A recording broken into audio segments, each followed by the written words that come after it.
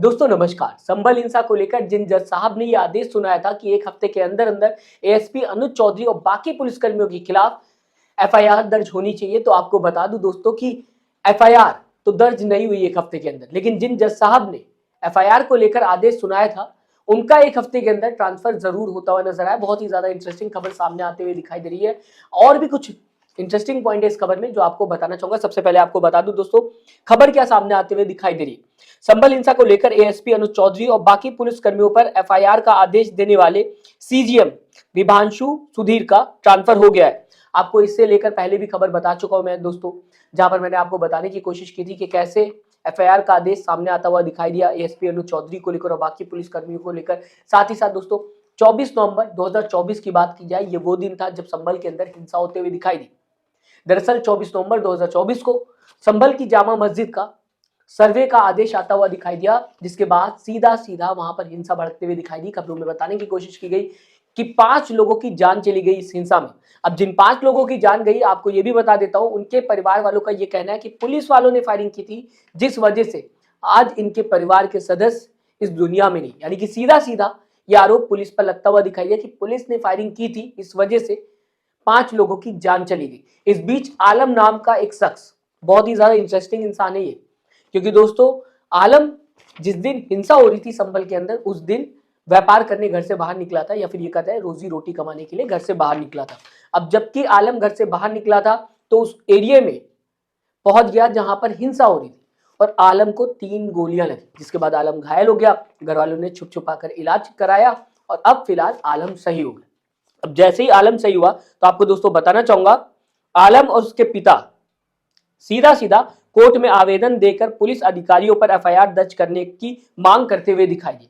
आलम का यह कहना है कि पुलिस ने फायरिंग की थी, जिस वजह से आलम को गोलियां लगी और वो घायल हो गए। अब आलम सबूत भी है और आलम ने अपनी आंखों के सामने देखा ये सब कुछ होते हुए, और आलम को गोली भी लगी, ये सारा का सारा गवाह भी आलम ही।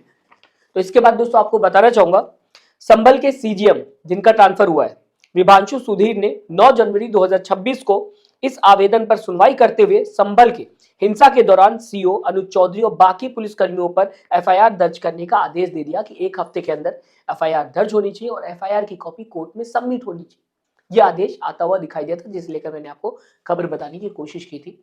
अब आपको दोस्तों ये भी बता दूं कि यह आदेश भारतीय नागरिक सुरक्षा संहिता यानी कि बीएनएसएस की धारा 173(4) के तहत दिया गया था। ऐसे ही नहीं एफआईआर का आदेश दे दिया गया था, ये किसी नियम के तहत दिया गया था।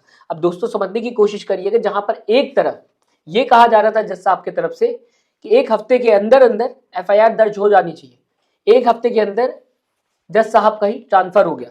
आगे अब खबरों में बताने की कोशिश की जा रही है, इस आदेश के कुछ दिन बाद यानी कि अभी इलाहाबाद हाईकोर्ट ने प्रशासनिक आधार पर 14 न्यायिक अधिकारियों के तबादले के आदेश जो है वो जारी कर दिया गया, जिसमें विभांशु सुधीर को सुल्तानपुर में सिविल जज सीनियर डिवीजन का पद जो है वो ट्रांसफर कर दिया गया है। अब सीधा सीधा जज साहब संभल से सुल्तानपुर जो है वो ट्रांसफर होते हुए दिखाई दे रहे हैं। अब यही जज साहब थे जिन्होंने आदेश सुनाया था, इनकी जगह खाली हो गई। इनकी जगह पे जो आया है वो भी बहुत ही ज्यादा इंटरेस्टिंग न्यूज है। दरअसल दोस्तों अगर बात की जाए, विभांशु सुधीर की जगह पे अब सीधा सीधा आदित्य सिंह आते हुए दिखाई दे रहे हैं उसी पोस्ट पे जिससे विभांशु सुधीर का ट्रांसफर हुआ है। यानी कि संभल में जो पोस्ट खाली हुई है उसमें अब आदित्य सिंह आते हुए दिखाई दे रहे हैं एज अ सीजीएम।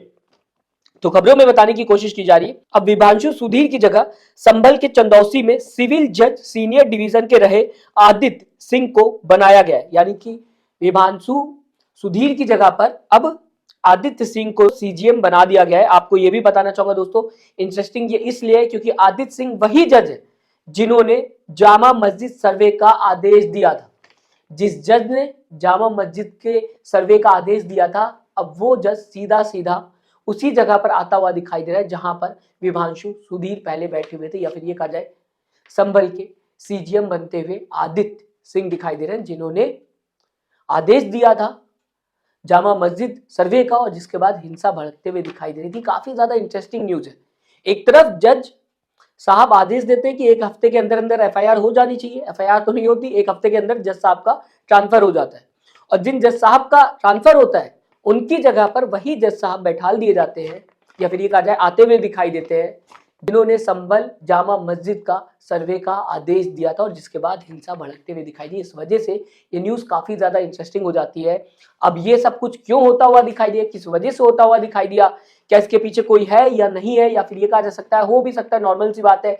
अब कहा जा सकता है सारी चीजें ऐसे अरेंज हुई कि इंटरेस्टिंग न्यूज बनते हुए दिखाई दी। आप इस पूरी खबर को किस तरीके से देखते हैं, मैं चाहूंगा दोस्तों अपनी राय कमेंट बॉक्स में जरूर लिखिएगा। साथ ही साथ चैनल को सब्सक्राइब, वीडियो को लाइक करना मत भूलिएगा दोस्तों। अपना ख्याल रखिएगा। नमस्कार।